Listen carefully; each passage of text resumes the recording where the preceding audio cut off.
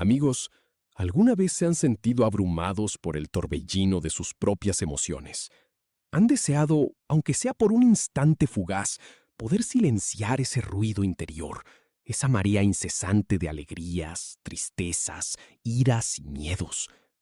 En un mundo que a menudo glorifica la fortaleza impasible, la resiliencia pétrea y el control absoluto, la idea de matar o al menos domesticar nuestras emociones más intensas puede parecer no solo atractiva, sino la clave para una vida de paz inquebrantable y lucidez perfecta. Yo, al menos, lo sentí así. Inspirado por una lectura superficial del estoicismo y por una profunda, quizás errónea, búsqueda de control, me embarqué en un experimento que, en retrospectiva, roza lo temerario. Un mes, 30 días, en los que me propuse desactivar, ignorar, aplastar activamente cada señal emocional que mi ser intentara emitir. Mi objetivo era la serenidad inmutable, la racionalidad pura, la invulnerabilidad ante el capricho del sentir. Lo que descubrí fue una realidad mucho más compleja, mucho más sombría y, en última instancia, profundamente reveladora. Este no es un relato de éxito, sino un viaje a través de un paisaje interior que se volvió literalmente gélido. Y es una historia que creo que necesitamos compartir. Capítulo 1. La promesa del estoicismo malinterpretado. Un viaje hacia el control. Mi fascinación por el estoicismo no era nueva. La idea de que podíamos discernir entre lo que está en nuestro control y lo que no, de que la virtud reside en la razón y no en la pasión, y de que la tranquilidad es el objetivo supremo, resonaba profundamente conmigo.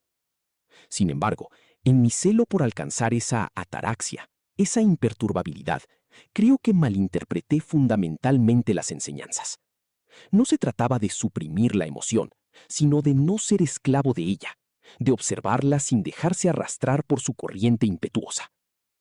Pero mi mente, seducida por la promesa de una paz ininterrumpida, decidió ir más allá. Me dije a mí mismo, si la emoción es la raíz de tanto sufrimiento, ¿por qué no amputarla? Si puedo controlar mis reacciones, ¿por qué no controlar la chispa inicial? La premisa era sencilla en su brutalidad. Durante 30 días, cualquier atisbo de tristeza, alegría desbordante, ira, miedo o incluso empatía sería conscientemente interceptado y anulado. Mi diario sería mi confesor silencioso, mi bitácora de este viaje hacia una supuesta perfección racional. Creía que estaba a punto de desbloquear un nivel superior de existencia, donde la lógica reinaría suprema y la vulnerabilidad sería una reliquia del pasado. ¡Qué ingenuo era! Capítulo 2. El inicio del veto emocional. La mecánica de la supresión. Los primeros días fueron sorprendentemente manejables. Desarrollé una serie de técnicas para interceptar y disolver cualquier emoción naciente. Una de ellas era la observación clínica. Cuando sentía un nudo en el estómago por ansiedad o una chispa de frustración, en lugar de permitirle crecer, la etiquetaba, la analizaba como un objeto externo y luego la archivaba mentalmente, negándole cualquier poder para influir en mi estado. Otra técnica era la racionalización extrema. Cualquier evento que normalmente provocaría una respuesta emocional era despojado de su carga afectiva, reducido a una serie de hechos fríos y objetivos. Por ejemplo, una noticia trágica era solo una secuencia de eventos, desprovista de su resonancia humana. Un chiste divertido era solo una combinación inesperada de palabras. Al principio, había una sensación de control, una euforia extraña, casi de victoria, al ver cómo mis reacciones instintivas se disipaban. Era como si hubiera descubierto un interruptor de apagado para mi propio sistema límbico. Mis decisiones se volvieron más eficientes, mis interacciones más objetivas. Creía que estaba demostrando la superioridad de la razón. Pensaba que estaba en el camino correcto hacia la maestría emocional. La verdad, por supuesto, era mucho más insidiosa. Capítulo 3. El silencio interior y la distancia exterior. Las primeras grietas. A medida que avanzaba la primera semana y entraba en la segunda, El éxito de mi experimento comenzó a mostrar su lado oscuro. El silencio que había anhelado en mi interior no era la paz, sino una creciente vacuidad. Ya no sentía la punzada de la tristeza, es cierto, pero tampoco la calidez de la alegría. Las conversaciones con amigos se volvieron extrañas. Podía participar, pero era como si estuviera leyendo un guión. Las risas de los demás eran solo sonidos, sus preocupaciones, meros datos. Empecé a notar una distancia creciente, una barrera invisible entre yo y el mundo, entre yo y las personas que me importaban. Mi pareja notó mi ausencia, no física, sino emocional. «Estás ahí, pero no estás», me dijo una tarde, con una expresión que yo, irónicamente, no podía descifrar emocionalmente. Solo registré la preocupación en su tono vocal. Mis respuestas se volvieron mecánicas, lógicas, pero desprovistas de cualquier resonancia humana. La empatía, que antes fluía de forma natural, se secó. Ya no era capaz de sentir con el otro. Solo podía comprender la situación a un nivel puramente intelectual. Este entumecimiento, esta especie de anestesia emocional, lejos de traerme la libertad, comenzó a encerrarme en una jaula de cristal. Estaba observando la vida, pero no la estaba viviendo. La primera fisura en mi armadura de supuesta invulnerabilidad se hizo evidente. El costo de la serenidad artificial era la conexión. Capítulo 4. La realidad transfigurada. Un mundo sin color. La tercera semana fue la más reveladora en su desolación. El mundo que antes percibía con todas las gamas de la experiencia humana se había vuelto monocromático, casi bidimensional. La música, que solía evocar recuerdos y despertar sentimientos profundos, ahora era solo una secuencia de vibraciones. El arte, que antes me conmovía hasta las lágrimas o me inspiraba con su belleza, se redujo a formas y colores sin significado. La comida perdió su sabor más allá de lo puramente gustativo. No había disfrute, solo nutrición. Mis decisiones, si bien parecían racionales, carecían de dirección o propósito más allá de la mera eficiencia. ¿Para qué esforzarse en algo que no evoca pasión? ¿Para qué buscar la belleza si no hay emoción para apreciarla? La vida, despojada de su paleta emocional, se convirtió en una serie de tareas funcionales, un algoritmo sin alma. Empecé a comprender que las emociones no son meros adornos de la existencia, sino el pigmento que da color, la profundidad que da sentido. Son el lenguaje a través del cual el mundo nos habla y a través del cual nosotros nos expresamos. Sin ellas, mi realidad se había vuelto una fría simulación, una existencia espectral, donde todo era funcional, pero nada era significativo. La búsqueda de la invulnerabilidad me había vuelto paradójicamente vulnerable a la vacuidad. Capítulo 5. El despertar gélido. El clímax del entumecimiento. Hacia el final de los 30 días, el punto culminante de mi éxito fue un absoluto y aterrador fracaso humano. Me encontré sentado en silencio, no en paz, sino en un vasto y resonante vacío. Podía observar mi propio cuerpo, mi mente funcionando, pero era como si la persona que habitaba dentro se hubiera marchado. No sentía alegría, ni tristeza, ni ira, ni miedo, pero tampoco sentía amor, ni conexión, ni propósito. La ausencia de lo negativo no había traído la presencia de lo positivo, había traído la nada. Fue en ese momento, en la quietud de esa desolación, cuando una verdad se clavó en mi conciencia como una estalactita de hielo. Había matado mis emociones, sí, pero con ellas había matado también una parte esencial de mi humanidad. Había congelado mi capacidad de sentir, y al hacerlo, había congelado mi capacidad de vivir plenamente. Me convertí en un autómata, un observador distante de mi propia existencia. La realidad no se había vuelto solo gélida, se había vuelto inerte, sin pulso, sin vida. Este no era el control que buscaba, era la aniquilación.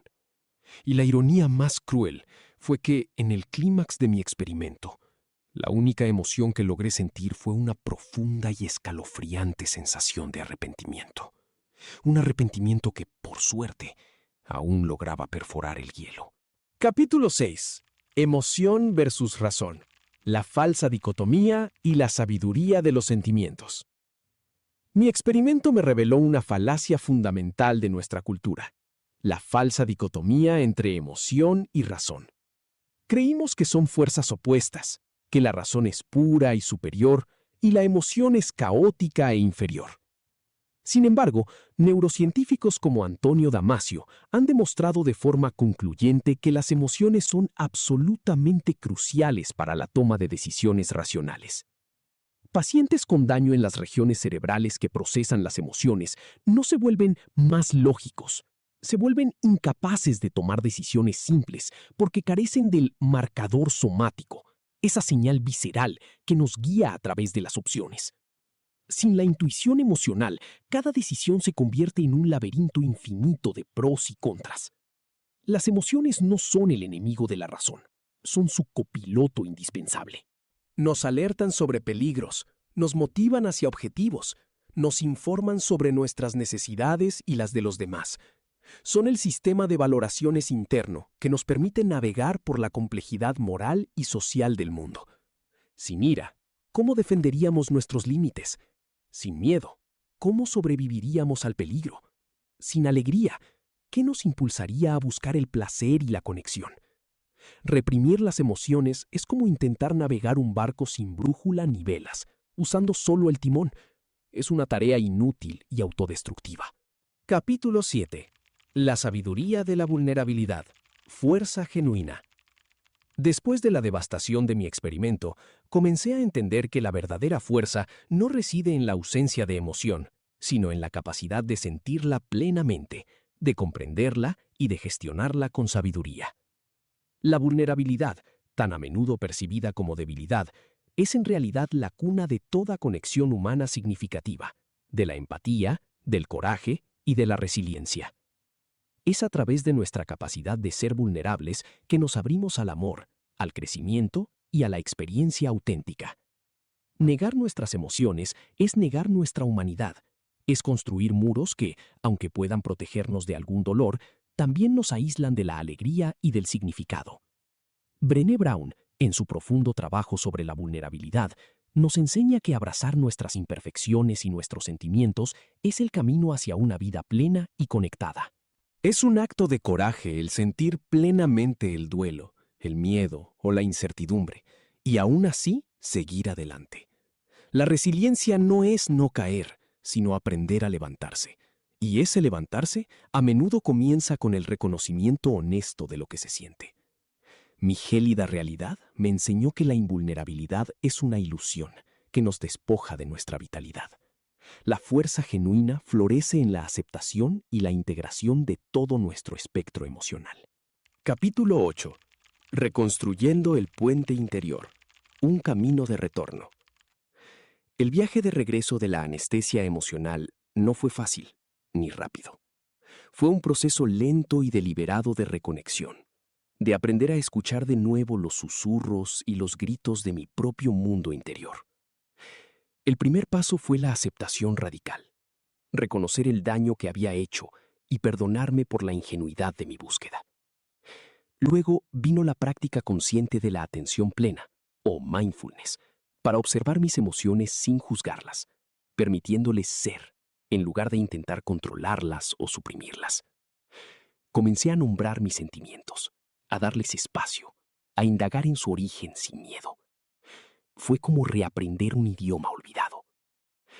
También me di cuenta de la importancia vital de la conexión humana. Compartir mi experiencia, mis miedos, mis vulnerabilidades con aquellos en quienes confiaba fue un catalizador para mi sanación. La empatía de los demás me ayudó a redescubrir la mía propia. Permítanse sentir.